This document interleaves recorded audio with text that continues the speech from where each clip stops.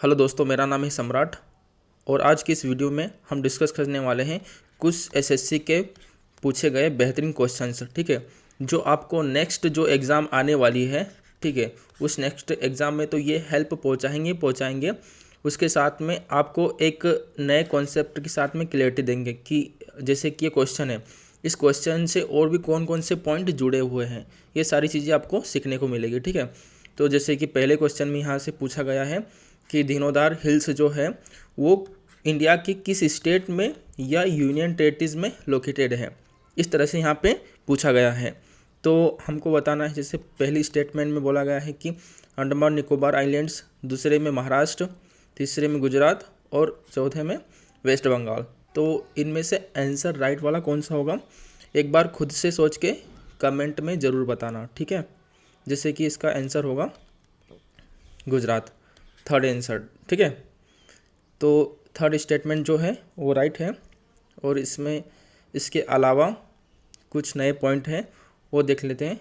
ठीक है, जैसे कि धीनोदार हिल्स है, ये सीनरी माउंटेन है और माउंटेन रेंज है एक तरह से, जो भावनगर डिस्ट्रिक्ट में है गुजरात की। ठीक है, और इसके अलावा जो गिर फॉरेस्ट नेशनल पार्क है, यहाँ भी ये एक तरह से लोकेटेड है।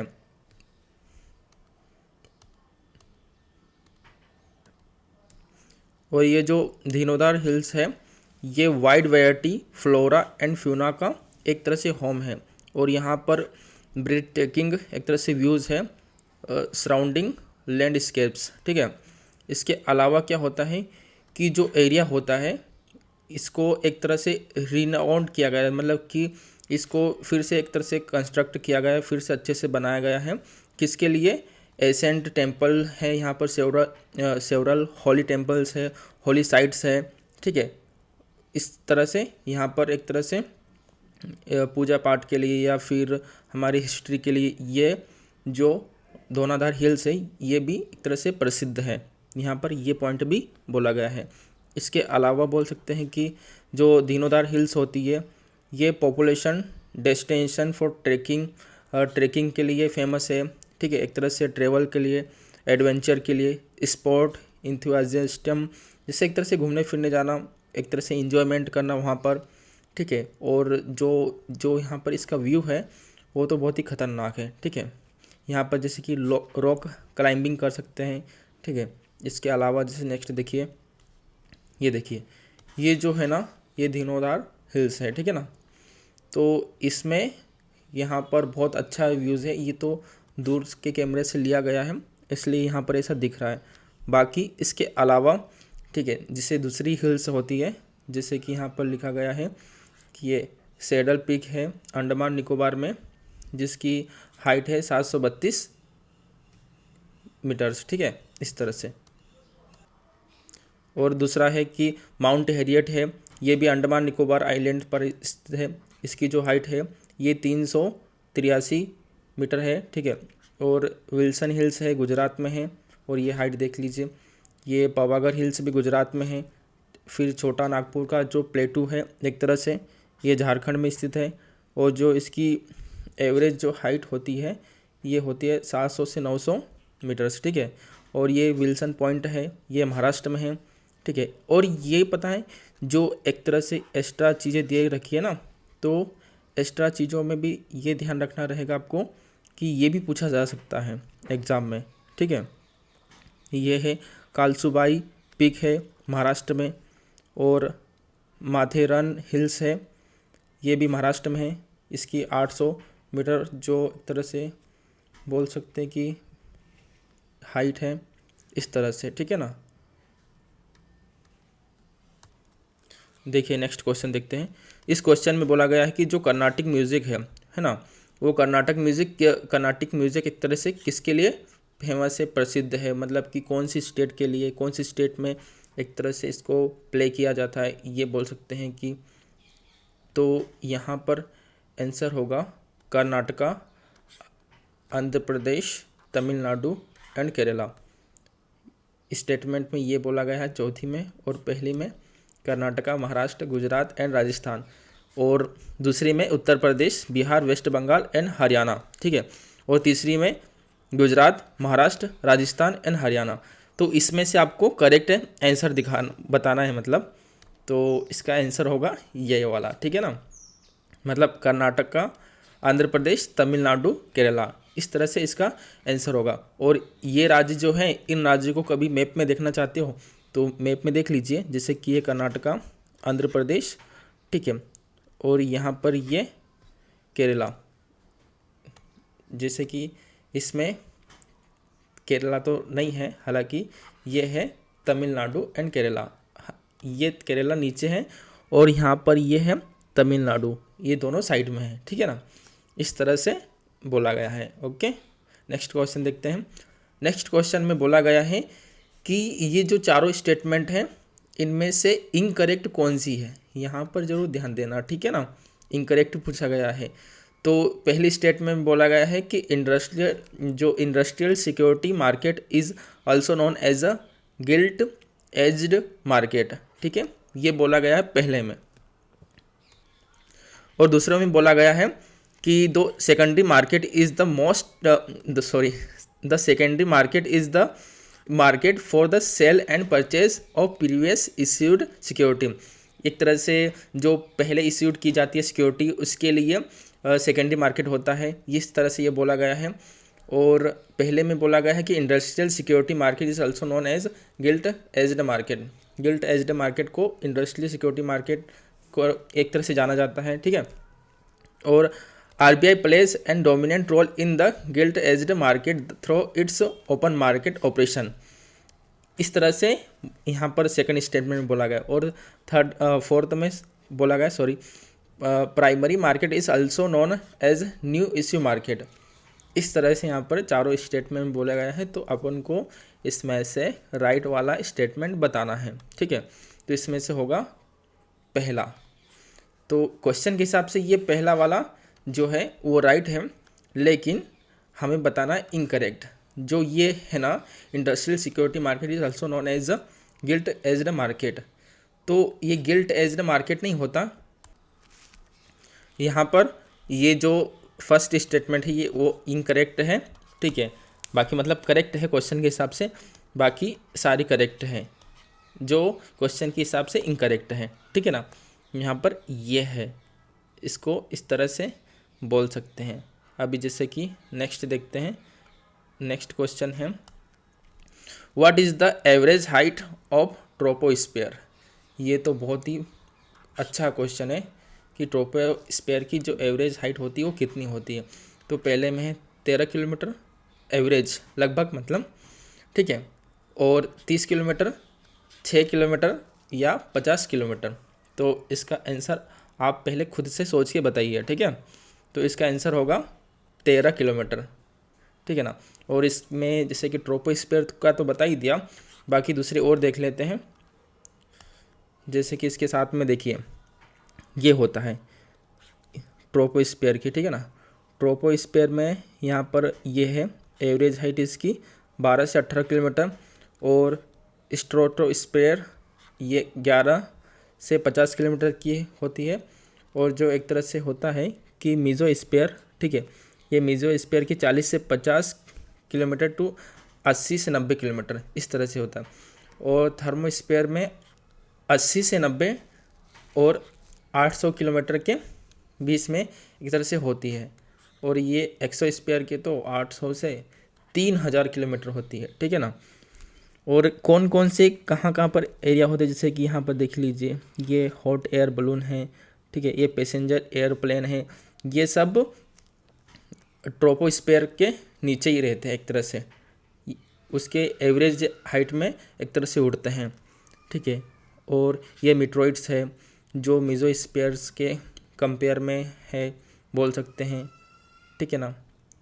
और इसके अलावा स्पेसशिप होता है वो एक्सोस्फीयर में होता है, ठीक है ना। इस तरह से यहाँ पर ये सारी चीज़ें बोली गई हैं। नेक्स्ट क्वेश्चन देखते हैं। नेक्स्ट में बोला गया है कि जो महात्मा गांधी ऑर्गेनाइज्ड सत्याग्रह, ठीक है, Kheda district Gujarat, support of peasant, कौन से साल में एक तरह से जो खेड़ा डिस्ट्रिक्ट में सत्याग्रह ऑर्गेनाइज्ड किया गया था। तो इसमें से आपको करेक्ट आंसर बताना है। जैसे कि यहाँ पर बोला गया 1916, 1920, 1919, 1918 चारों स्टेटमेंट दी गई है, तो इसमें से राइट वाला होगा 1918। ठीक है।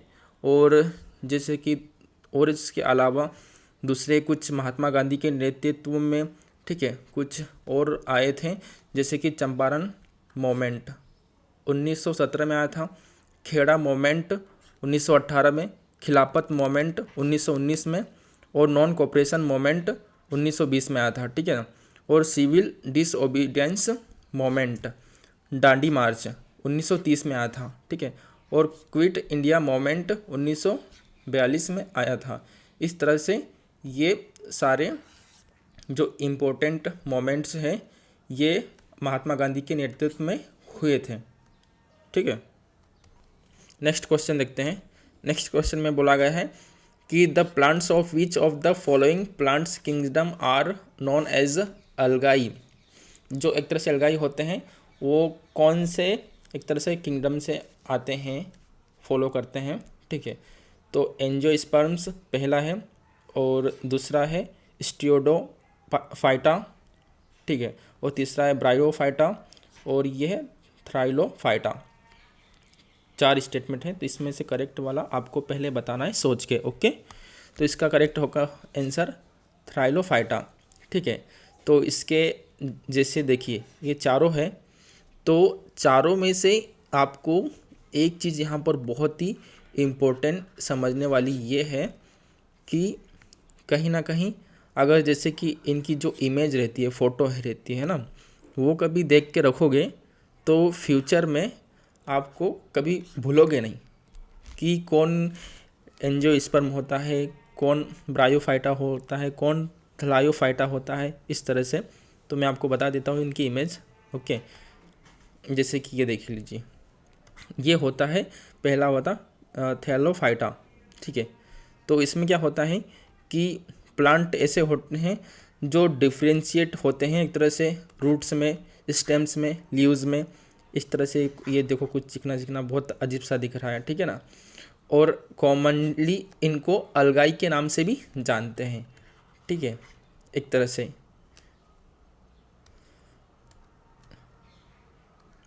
और इसमें बोला गया है कि जैसे कि देखो ये है ब्रायोफाइटा, तो ब्रायोफाइटा में कुछ इस तरह से ये प्लांट्स होते हैं।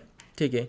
स्मॉल टेरिटल प्लांट्स होते हैं जो कि एक तरह से स्टेम, लीफ स्ट्रक्चर, रूट्स, इनमें सब में डिफरेंट होते हैं। ठीक है। ये होते हैं दोनों। और आप इनको देख लेते और जैसे कि ये पेट्रियोटोफाइटा। ठीक है। तो इनमें क्या होता है कि ये भी, इनको भी डिफ्रेंशिएट किया जाता है रूट्स के आधार पर, लीव्स के आधार पर। ठीक है। और इनमें एक स्पेशलाइज्ड टिश्यू पाया जाता है कंडक्शन के लिए। ठीक है ना। तो इसलिए ये अलग होते हैं। ओके। और एक तरह से जिनोस्पर्म होते हैं, तो ये प्लांट्स एक तरह से नेकेड सीड्स होते हैं। तो इनमें जो इनके सीड्स होते हैं ना, वो पूरे एक तरह से नेकेड होते हैं। ठीक है। यहाँ पर ये भी बोला गया है। एंजियोस्पर्म होते हैं, तो एंजियोस्पर्म में क्या होते हैं कि सीड बेयरिंग प्लांट्स होते हैं। ठीक है ना। इनमें जो प्लांट्स होते हैं एक तरह से फूल पत्ती पौधे ये होते हैं ना, एक तरह से फूल वाले। इनमें क्या, जैसे कि ये सूरजमुखी का वाला देख लो। ठीक है। इसमें बीज भी इसके अंदर ही होते हैं, जो फूल तो होता ही है। ठीक है। और seeds develop inside tissues that get modified to from the fruits of the plants. और जो एक तरह से आपको पता होगा, ठीक है, कि एंजियोस्पर्म्स में ये जैसे कि सूरजमुखी का फूल होता है। ठीक है। तो ये फूल भी है पहली बात, और इसके अंदर बीज भी है। ठीक है, ये वाला। और इसके साथ में इस बीज को हम खा भी सकते हैं, एक तरह से ये फ्रूट का काम भी कर रहा है। तो 3 काम हो गए ना। तो आपको ये चीज़ तो कभी आप भूलोगे नहीं, एंजियोस्पर्म वाली। ठीक है, ये तो याद रह ही जाएगा, आई एम श्योर। अब नेक्स्ट क्वेश्चन देख लेते हैं। नेक्स्ट क्वेश्चन में बोला गया है कि जो इंडियन कॉन्स्टिट्यूशन में, ठीक है, हमने बोरो किया है एक तरह से कनाडा से, हमने क्या बोरो किया है। तो एक पहली स्टेटमेंट में बोला गया है कि इंडिपेंडेंस ऑफ जुडिशरी, और सेकंड में कॉन्सेप्ट ऑफ रिपब्लिक, और तीसरा में advisory jurisdiction of the supreme court. और चौथे में बोला गया है कॉन्सेप्ट ऑफ कॉन्करेंट लिस्ट, इस तरह से। तो ये चारों स्टेटमेंट दी गई है, तो इनमें से हमको करेक्ट वाली स्टेटमेंट बताना है, ठीक है। तो इसका आंसर होगा advisory jurisdiction of the supreme court, ये इसका आंसर है।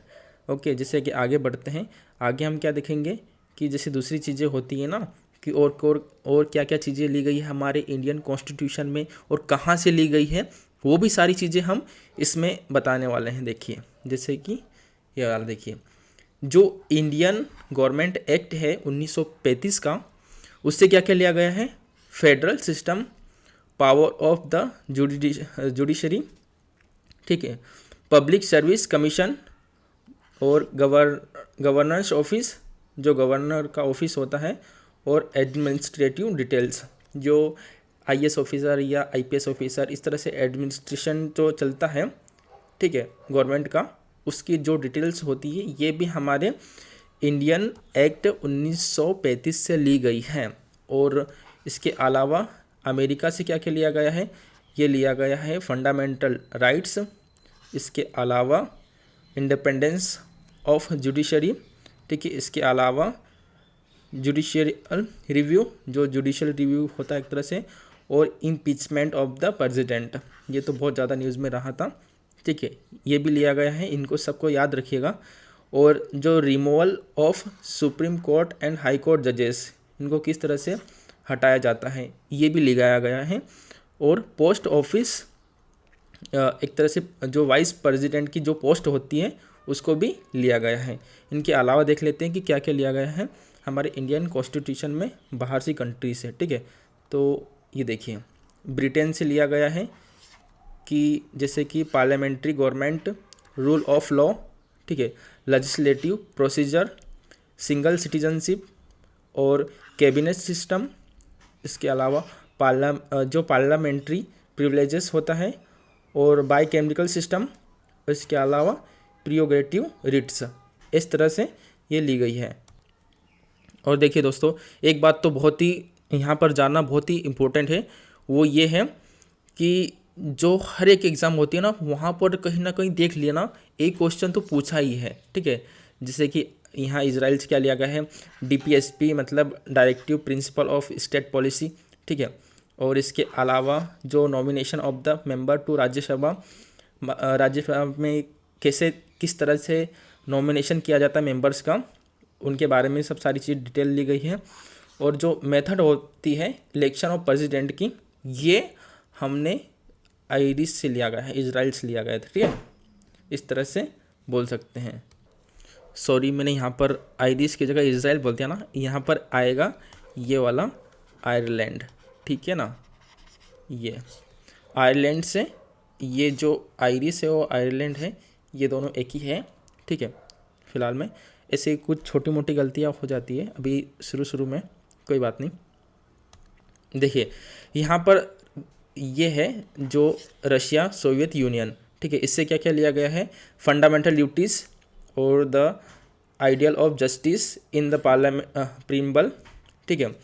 और जो फ्रांस है, फ्रांस से क्या लिया गया है, रिपब्लिक लिया गया है, और आइडियल्स ऑफ एक तरह से लिबर्टी, इक्वलिटी और फर्टिलिटी, इन चीज़ों को यहाँ से लिया गया है, ठीक है। और जैसे कि इसके अलावा आगे देख लेते हैं, साउथ अफ्रीका से लिया गया है the procedure for the amendment of the constitution, ठीक है। और इसके अलावा election of member of the Rajya Sabha, जो राज्यसभा के लिए इलेक्शन होते हैं मेंबर्स के, ये भी सारी चीज़ें साउथ अफ्रीका से ली गई है।